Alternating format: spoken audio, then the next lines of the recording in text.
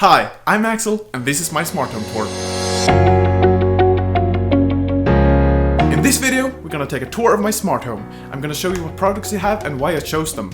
First off, some of these devices I'm gonna do a more in-depth video of. I don't know when that will come out, but it will come out. So if you're interested in that, please subscribe and stay tuned. So the first smart device you're gonna come across when you enter my apartment is the Philips Hue dimmer. The dimmer controls the ceiling light in the entryway and the ceiling light in the living room.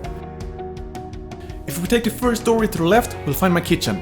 Unfortunately, my kitchen doesn't have as much smart tech that I would like, but that's because I live in a rental and I can't change devices. For example, the ceiling light I can't change. Now, what I do have in the kitchen is a Google Home speaker.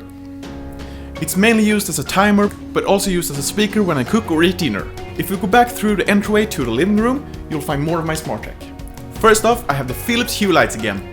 And as I said earlier, they're either controlled by the dimmer in the entryway or the dimmer in the living room. It also controls the desk light. Furthermore, on lights, I have all window lights connected to smart switches.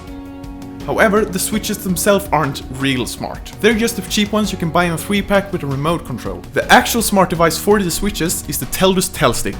It acts as a bridge between my smart plugs and my smart home. I also have these smart switches in the kitchen and the bedroom. I got the Telstick so I could connect the already existing smart home plugs in my girlfriend's home when we moved in together.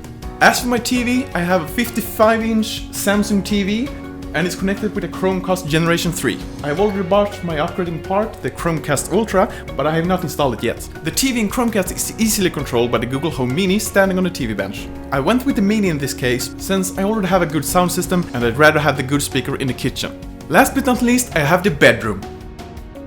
Apart from another light controlled by the Telstick, I have IKEA lights in here. I bought the IKEA lights when I started out with SmartTech and I didn't know whether I'd like it or not. Turns out I did like SmartTech and that's why I bought the Philips Hue lights instead. They're much more reliable. On my bedside table, I have a Google Nest Hub. It's mostly used as an alarm clock since it can control my old TV.